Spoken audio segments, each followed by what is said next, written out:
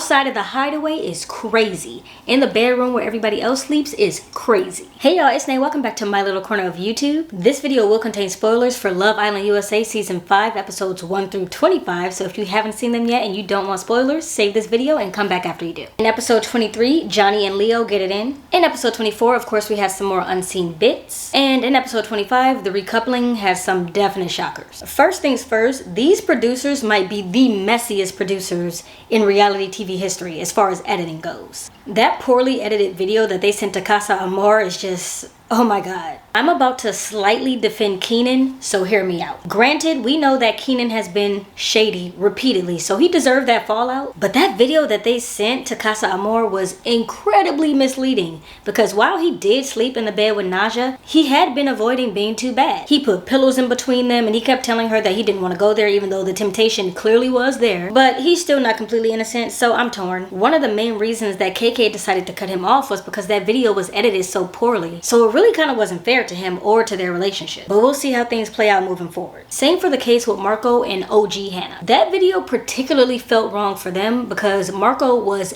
beyond faithful, beyond respectful. So really they kind of caused OG Hannah all that stress for nothing. Najah and Keenan. So before the recoupling, these two were making the smallest of small talk. Keenan is talking about his crooked pinky fingers. Najah is talking about her cankles. I got fat. You know I got cankles. How big is your hands? Huh? How big is your hand? Bring it up. Little. Oh my hand. This pinky's so crooked. All of this to avoid the conversations that they actually should have been having. I was also a little bit taken aback by him calling her the devil. And I understand the context that he meant it in, but even if you aren't a religious person, you understand that the devil is evil. And I don't feel that she was evil, so that word choice felt kind of weird to me. Literally, like a devil and an angel. You got a devil? Yeah. I like them. Okay, I'm definitely one to admit when I'm wrong, so after rewatching that, it looks more like she said she has an angel and a devil on her shoulders, and he responded asking as a question, "You're the devil," and then said he likes devils. So yeah, maybe I'm wrong and I interpreted that incorrectly, but let me know what y'all think. Especially when the reality is that he just couldn't control himself, getting turned on every 2 seconds. And I mean, the woman is gorgeous, I get it, but then stay away from her if that's the case. For the first time during this series, watching this batch of episodes, I found myself using the word toxic to describe Keenan. And trust me, I feel like the word toxic is way overused in our society today, so when I say it, I really mean it. The scene that really made me feel this way was this one. I don't want her to feel like shit for finding a good connection, but I'd be pissed, bro. I definitely would tell her about herself real quick, but nothing too crazy. You would be done with her, though, right? Oh, 100%. You would be on the same flight home as me, right? 100% without hesitation, like, nah. Like, oh, you're gonna tell her about herself? Oh. Okay, boy, please stop. I hated that he used that wording. Brandon and KK. We know that she didn't end up bringing him back, and she did apologize for being emotionally unavailable, basically. And I do feel like she was genuinely attracted to him, but to be honest, sis is kind of going through a breakup, so I understand why she wasn't open to bringing somebody else back during this time. KK and Keenan. KK walked in strutting. She looked so good. We found out that they said 2 hard no's. And those were don't publicly embarrass her and don't blatantly disrespect her. We know that Keenan pretty much did both of those things. So I don't know if I'm going to be in the minority when I say this, but I don't like that KK and some of the other girlies were kind of talking shit about Najah's appearance. Being like, oh my god, he left this and went to that. I get it. You're mad at the man, but be mad at the man. Najah is gorgeous. And at the end of the day, like I've said plenty of times before, you know what show you signed up for. Talking about her is wild, and taking digs at her appearance is really uncalled for. I know that KK is upset, but I just hate that. Don't attack the other woman. It's like when a man cheats and the 2 women end up fighting each other. Why? Take it out on that man. Leave that man. Okay, I'm off of my soapbox. One thing that Keenan has stood on is the fact that neither him nor KK gave anybody else a chance. But to my knowledge, KK made it very clear that she wasn't really interested in that, even though she was saying that she's open. And Keenan has made it clear that he was interested in that. So what he really meant was he didn't want to close it off because he wanted to still get to know other people. He's trying to soften the blow by saying that they both wanted it, but I don't know. Now he chooses KK in the end, but I already felt like, and you probably already felt like, it was too little too late. There still may be hope for them because she did say she would think about talking to him, but man, Soul Ties is crazy. I do like that her girls had her back when that all played out. I was just smiling that entire time. I was like, they really love her. They got her back. That being said, she decided to come back single, which in this game kind of means that you're not really a part of the show anymore. Now this would have made sense earlier in the season because there would have been other bombshells coming into the house. But isn't Casa Amor the last time that new people are going to be coming in? I feel like adding new people to the villa at this point of the game is a little late, but maybe not. Johnnie and Leo. Outside of the hideaway is crazy. In the bedroom where everybody else sleeps is crazy. So it was kind of funny the way that them having sex came out in the villa. Leo was saying, oh, we're still going to take it slow. And then they cut to Johnnie and she's like, yeah, we got it in. And Taylor C is like, those things just happen sometimes. I did not prepare for this shit. No.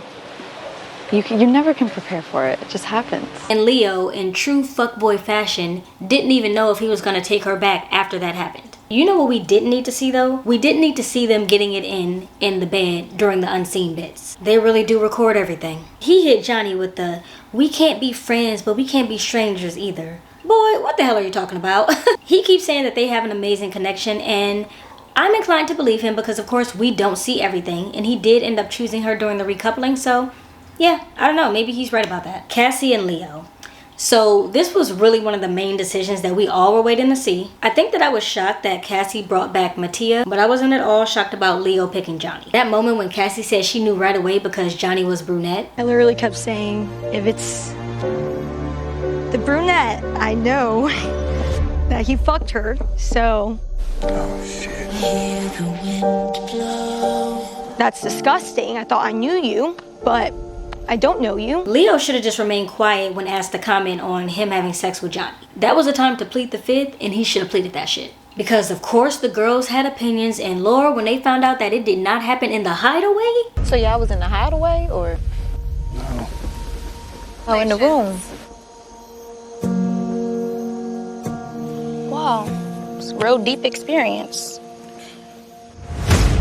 I've made my stance on this clear all season. Have sex with whoever you want. I hate that society makes, especially women, feel guilty about that. If you want your body count to be 1 million, stand on that shit. But man, I was so scared that he wouldn't pick Johnnie after having sex with her, because while I am open to everybody being sex positive, that would be a hit to her self-esteem if she had sex with him and he didn't pick her. It would have made her feel like shit. It would have made him look like shit. I mean, he still kind of looks like shit, but yeah. Hannah and Marco. So OG Hannah says she ain't worried about that girl at all, period. Moving on. These two choosing each other was a non-surprise. They might be winning this thing, I don't know. They really are locked in, and this is my 3rd week in a row saying that they are the strongest couple in the villa. And I love that for them. Carmen and Kenzo.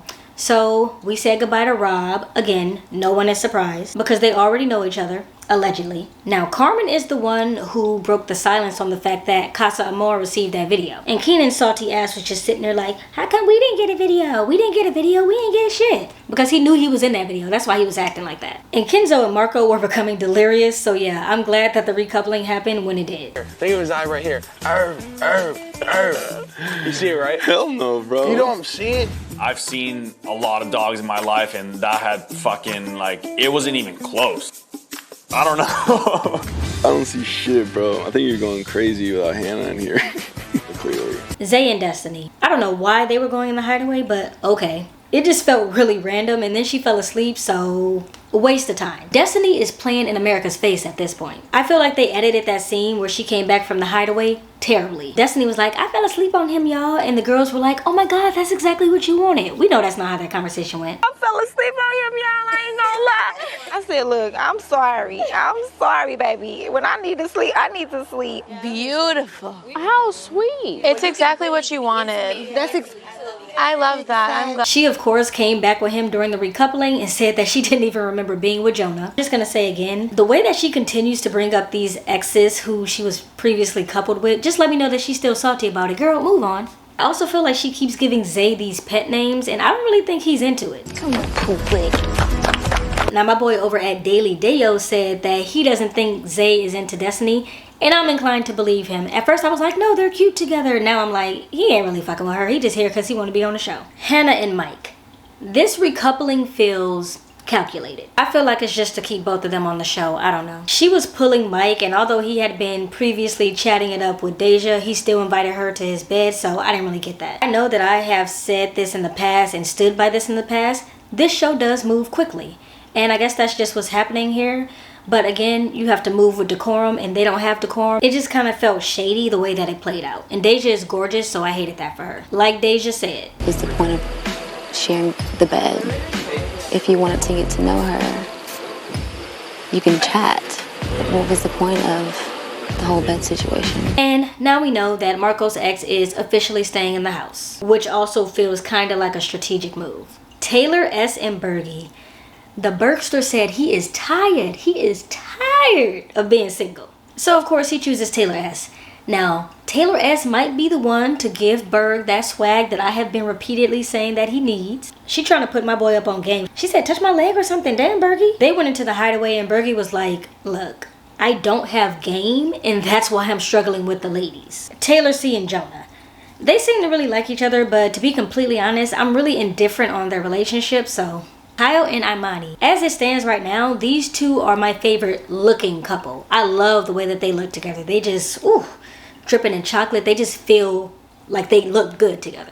It's giving very much power couple. And that is it for episodes 23 through 25. I'm getting excited for this show to wrap up over the next few weeks. A month ago, I would have said that KK and Keenan are winning this. But as it stands right now, I have no idea. Hannah and Marco might be getting ready to snatch that win from up under them. So yeah, I'm just excited to see how this all plays out. I'll be back Thursday to talk about episodes 26 through 28, unless for some reason they release an extra episode. If you want to keep in touch until then, subscribe to my channel or come hang out over on Discord. The invite link is in the description box, and I'll see you later. Subscribe. Sorry this video is late. I went out on Saturday night and I stayed out until Sunday morning, literally until 5 a.m. I watched the episode yesterday, but there is no way I could have recorded that and edited it. So y'all getting it on Monday. I'm so sorry. Zoom in on that, and I'm still barely functioning. There is something or another flying around. Najah and Keenan. Damn, I keep calling that man Keenan. Oh my God, I'm knocking shit over. Why they were going in the hideaway? It wasn't very hot for them. I know I went out like 2 days ago, but I'm still feeling that shit. If I'm on your mind, just say that. Brand new Benz, brand new Maybach. Got brand new friends for way back. If you my style, can't change that.